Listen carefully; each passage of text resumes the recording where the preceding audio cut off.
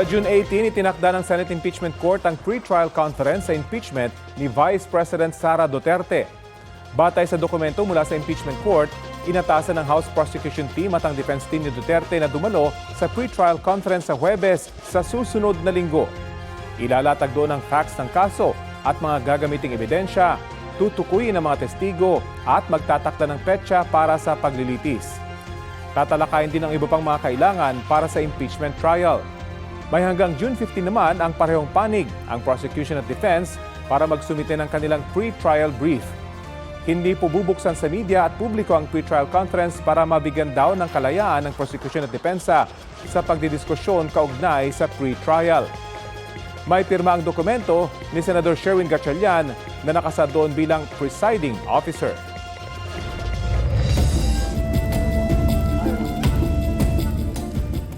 Sumadsad ang isang barko sa katubigang sakop ng Badok, Ilocos Norte. Kita sa video na nakatagilid na ang barko sa mababang bahagi ng dagat sa Barangay La Virgen, Milagrosa. Ayon sa Philippine Coast Guard, ang barko ay nag-emergency beaching o sadyang pagsadsad sa mababaw na tubig para maiwasang lumubog. Kwento ng kapitan ng barko, pinasok ng tubig ang makina nito dahil sa lakas ng alon. Ligtas ang lagay ng mga sakay ng barko na papunta sana sa Calayan Island at Batanes. Kinumpirma ng PCG na may tumagas na langis mula sa barko. Naglagay na rin sila ng oil spill boom para maiwasan ang pagkalat nito.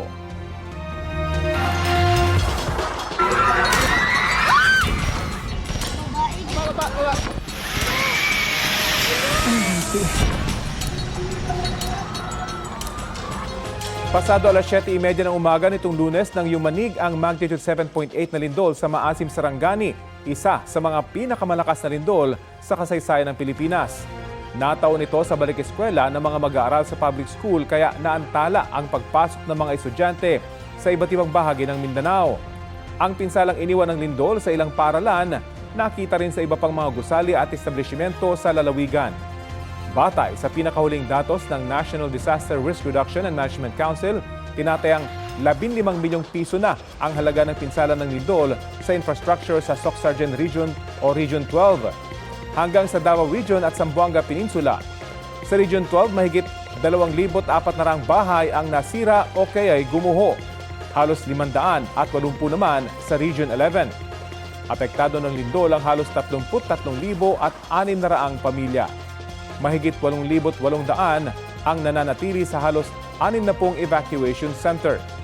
Patuloy ngayon ang iba't ibang operasyon ng mga otoridad kasunod ng lindol. Mahigit 3,700 tauhan ang dineploy para sa search, rescue and retrieval operations.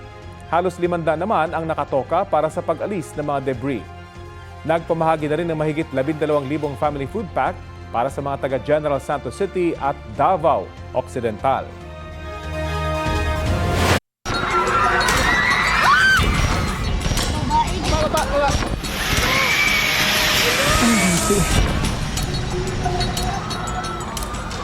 Update naman tayo sa pagpapaabot ng tulong sa mga apektadong residente ng 7.8 magnitude na lindol sa Mindanao.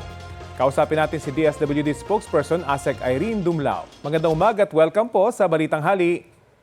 Magandang umaga, Rafi. Magandang umaga sa lahat po. Apo, kamusta po yung paghahatid ng tulong ng DSWD lalo na sa mga isolated na lugar? Well, nagpapatuloy po yung pagpapahatid ng tulong ng Department of Social Welfare and Development. Nabanggit mo, Rafi, yung mga isolated areas, kagaya nga po dyan sa Sarangani, na kung saan kahapon na kami ay nakapagpahatid ng mahigit 1,000 family food packs. Nakapag-distribute din kami ng mga modular tents at mga family tents. At yun po yung ginagamit ngayon na pansamantalang tirahan ng ating mga kababayan. Ngayon po, in transit ngayong araw, yung pong 700 family food packs mula sa Sari Port. Meron din galing sa Gensan Fishport, nasa mga around 900 family food packs yan. Meron din in transit na more than 6,800. And meron din mga water filtration kits na galing naman sa aming pong warehouse dyan sa Butuan. So overall, more than 9,000 family food packs na and other non-food items yung na-provide natin dyan sa Glan, Sarangani. And sa ibang lugar naman po, of course, nagpapatuloy na pa din yung distribution nga ng food and non-food items. Sa katunayan, Rafi, umabot na sa mahigit 21 million pesos worth of humanitarian assistance yung naipahatid natin. At yan ay binubuo ng mga family food packs, ready-to-eat food boxes, non-food items, and of course yung financial assistance, particularly doon sa mga na-confine sa ospital dahil mga nasugatan at kinakailangan ng medical attention. May mga lugar pa po ba na hindi kayo maabot? Rafi, lahat na ng areas na paabutan natin ng tulong, meron lang mga pinapahatid pa na karagdagan. Kasi in some areas, may mga nakapreposition na tayo na goods, but because na-distribute na natin ito, kinakailangan natin mag-replenish o magpahatid pa ng karagdagan. Kasi tuloy-tuloy nga po yung humanitarian on response action ng DSWD. Paano naman po yung magiging sistema sa sinasabi ng DepEd na psychological first aid daw para sa mga estudyante na karanas ng malakas na lindol? Kung saan po kayo ay makakatuwa? Yes, alam niyo po, bahagi ng camp coordination and camp management protocols ng ating pong ahensya yung pagpo-provide ng incident stress debriefing o yung psychosocial first aid sa mga apektado nating mga kababayan, lalong-lalo na yung mga nakakaranas ng mental anxiety, ng stress, ng lubhang pagkabahala, in some cases yung sobrang takot na, lalo kapag may mga aftershocks na nararanasan. So mga ito, kinakausap po natin, kinakounsel. Kung mga bata naman po yan, may mga play therapies tayo na ginagawa. Again, bahagi yan ng mga services na ipinoprovide ng DSWD. But we work closely with other agencies of the government, kagaya po ng DOH, ng mga private partners, especially kapag may mga rini-refer tayo na mga internally displaced persons na nakita natin at naobserbahan na kinakailangan pa ng mas masusing medical attention. Sa mga evacuation center po ba ito ginagawa? Well, ginagawa ito sa mga evacuation centers, but even outside evacuation centers, meron tayong gantong provision ng tulong. Kasi may mga, minomonitor natin yan, Rafi, yung mga internally displaced persons, yung mga affected families, minomonitor, nagkakaroon ng profiling ang local government units. So kapag may mga na-refer po sa atin, agad po natin na pinupuntahan kasi napakahalaga yung psychosocial first aid na tulong sa mga kababayan po natin. Alam naman natin na this is very essential and vital service that must be extended immediately. Isa rin sa mga concern po ng mga residente, wala na raw silang babalikang bahay. Paano po sila matutulungan ng gobyerno? Well, again, ang layunin po natin i-restore yung normal psychosocial functioning ng mga disaster-affected families and individuals. Bahagi po niyan yung pagbibigay ng pagkain, mainom na tubig, gayon din yung financial na tulong, and of course yung tulong para sa pagsasaayos ng kanila pong mga nasirang mga tahanan at mga nasirang kabuhayan. While the DSWD provides food and non-food items and emergency cash transfers, tayo nakipagtulungan din sa ibang ahensya ng pamahalaan, kagaya nga po ng DSUD, para maitulungan sila na maisaayos yung kanila pong mga nasirang mga tahanan. O kung hindi naman nila mabalikan yung lugar, then in coordination and in collaboration with the local government units ay nag-identify tayo ng relocation site para sa kanila. At dyan po pumapasok yung pagtutulungan ng iba't ibang ahensya ng pamahalaan. Kasi Rafi, at this point, mahalaga yung whole of society approach o yung pagtutulungan ng mga ahensya ng gobyerno at mga private na sektor para po, again, may i-restore natin yung normal psychosocial functioning o yung normal po na pamumuhay po ng mga kababayan natin prior to the disaster. Sa lawak po nito naapektuhan, kumusta po yung magiging supply? At meron ho ba kayong natatanggap na international aid?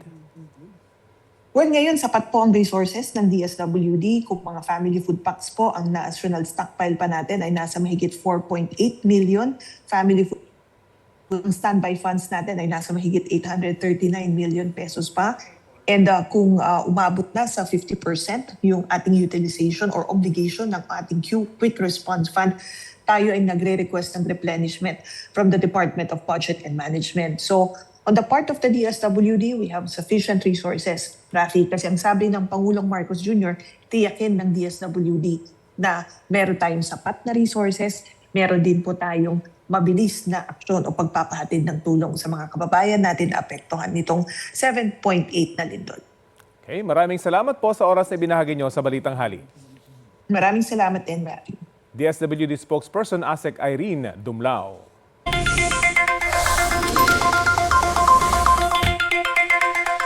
Gustong palawigin ng Department of Agriculture ang pagpapatupad ng price cap sa imported na bigas. May nakaamba namang taas presyo sa ilang brand ng dilatang sardinas. May ulat on the spot si Bernadette Reyes. Bernadette? Rafi, irerekomenda ng Department of Agriculture na i-extend ang 50 pesos na price cap sa imported rice. Sa June 13, magtatapos ang 30 araw na price cap o hangganan sa presyo ng imported rice. Pero balak itong paliwigin ng DA na pag-uusapan naman sa National Price Coordinating Council. Layo nitong may mabiling bigas sa abot kayang presyo at maprotektahan ng local farmers. Good news ito para sa mga mamimili lalo't tumataas ang presyo ng ibang bilihin. Pero hindi naman pabor dito ang ibang retailers. Maliit o halos wala na raw silang itinutubo sa imported rice ngayon. Kung i-extend pa, sana raw ay may mairekomenda ang DA na mga supplier na magbebenta sa kanila sa mas mababang presyo. Samantala, tataas naman ang presyo ng ilang brand ng canned sardines. Ayon kay DTI Secretary Cristina Roque, matagal na rin naman daw silang hindi nagtaas ng presyo lalo't noong kasagsagan ng dagdag presyo sa diesel. Pero nagpapatuloy daw ang mabigat na gastos lalo sa mga paghuli at pagbiyahe ng canned sardines. Kaya naman pinahintulutan na ang taas presyo. Wala namang dagdag presyo sa ibang pangunahing bilihin tulad ng tinapay, canned meat at noodles. Samantala, Rafi, nagkaroon kanina ng price monitoring ang DA at DTI at pasok man sa itinagdang price cap sa bigas ang presyo dito sa Guadalupe Market. Samantala, kaugnay naman ng idineklarang state of calamity sa General Santos City ay umiiral na ngayon sa naturang lugar ang price freeze. Rafi? Maraming salamat, Bernadette Reyes. Naghain ng demarche ang Department of Foreign Affairs laban sa China kaugnay sa floating structure na namataan sa Baho de Masinloc sa West Philippine Sea kamakailan. Ayon yan kay AFP Chief of Staff General Romeo Browner Jr., 6 by 6 meters daw ang laki ng struktura at meron itong antena. Meron din daw 6 na tao sa ibabaw ng struktura pero hindi pa malinaw kung ano ang ginagawa nila. Tiniyak naman ng National Task Force for the West Philippine Sea na patuloy nitong poprotektahan ang sovereignty at karapatan ng Pilipinas sa Baho de Masinloc. Ang Baho de Masinloc ay bahagi ng Exclusive Economic Zone ng Pilipinas batay sa 2016 Arbitral Tribunal Award at United Nations Convention on the Law of the Sea o UNCLOS. Gate ng Chinese Foreign Ministry, bahagi ng kanilang teritoryo ang Baho de Masinloc na tinatawag nilang Huangyan Dao. Karapatan daw ng China na magsagawa ng research at iba pang aktibidad sa Baho de Masinloc.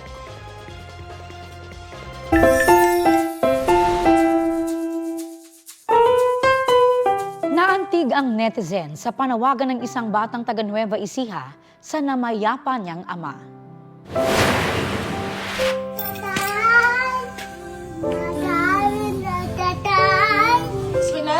Nagmamadaling tumakbo ang 2 taong gulang na si Axel Timbreza papunta sa isang sementeryo. Doon nakalibing ang tatay niyang si Bene na pumanaw noong Abril matapos atakihin sa puso.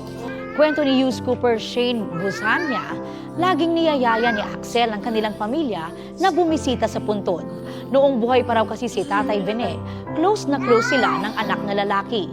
Patunay raw yan na maging kamatayan, hindi matutuldukan ang pagmamahal ng isang anak sa kanyang magulang.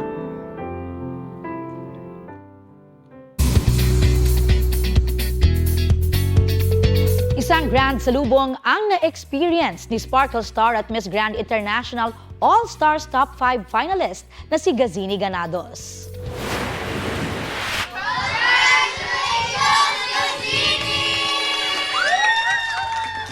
Yan ang grand at heartwarming na pa-homecoming ng Sparkle GMA Artist Center family kay Gazini na muling nirepresent ng Pilipinas sa international stage. Present sa okasyon si Sparkle GMA Artist Center First Vice President Joy Marcelo. Chika ni Gazini, happy siya sa kanyang na-achieve sa pageant. Thankful din siya sa suporta ng kanyang pamilya at fans. I feel honored and grateful that I have such a family that is so supportive. And their support never really faded, even if I was far away. I was in Thailand, so I really felt the love. Sa Kapuso Morning Show na unang hirit, game na rumampa si Gazini at itinuro ang Phoenix Walk sa co-Sparkle Star at UH hostmate na si Ashley Ortega. Game din si Gazini na nakipagkwentuhan at isinare ang kanyang experience. Kumuha tayo ng update sa Senado sa gitna ng issue sa Senate leadership at banta umano sa seguridad doon. May ulat on the spot si Sandra Aguinaldo. Sandra? Yes, Rafi, ibinalita nga ni Senator Erwin Gatchalian na naayos na raw yung issue tungkol sa pagpirma sa payroll ng Senate employees at siya na yung kinikilala ng Land Bank na pipirma rito. Makikita naman daw na ang Senate Secretary sa ilalim niya na si Attorney Ray Bantug ang kinikilala ng House of Representatives sa paghahanda ng State of the Nation Address ng Pangulo sa July 27. Kasama rin sa iniata sa Senate Secretary ang pag-secure ng lahat ng records at dokumento ng Senado sa gitna ng natanggap nilang intelligence report mula sa NBI na maaaring merong manggulo sa Senado. Sa July 6 naman, magsisimula ang impeachment trial at siya rin daw ang upong presiding officer. Aminado si Gatchalian na mainam sana na may nakaupo ng bagong Senate President sa boto ng 13 senators by July 6 at sa SONA. Para mangyari yan, posible raw na matalakay ang Senate presidency sa special session kung ipapatawag ito ng Pangulo. Pero hindi raw ito ang pangunahing layunin ng special session, kundi ang pagpasa ng nabimbing panukalang batas, pag-promote ng uniform personnel na nabinbin din, at yung posibleng kakailanganing pondo para sa mga lugar na naapektuhan ng lindol. Ukol naman po, Rafi, sa security ng Senado, ay ipapatupad daw ngayon ng Senado ang memo niya na work from home sa gitna ng intelligence report na merong manggugulo. May ayaw niyang i-detalye yung intel report mula sa NBI, pero inamin po ni Gatchalian na sinabi ng NBI na may kaugnayan ito doon sa 18 dating bodyguards na nagsasabing nag-deliver umano sila ng mga maleta ng pera sa ilang mambabatas at iba pang personalidad. Habang umiiral ang heightened security, iral din ang no visitor policy, kaya hinihikayat muna ang virtual meeting ng mga tanggapan o kaya ay teleconference o tawag sa telepono. Sinabihan din daw niya ang OSAA o Office of Sergeant at Arms na makipag-network sa iba pang intelligence group or agencies. Nais lang naman daw niya na maging safe ang Senate employees at mga iba pang bumibisita sa Senado. Yan muna po ang pinakahuling ulat mula po yan sa purong balitaan na ginawa ni Senador Gatchalian. Rafi?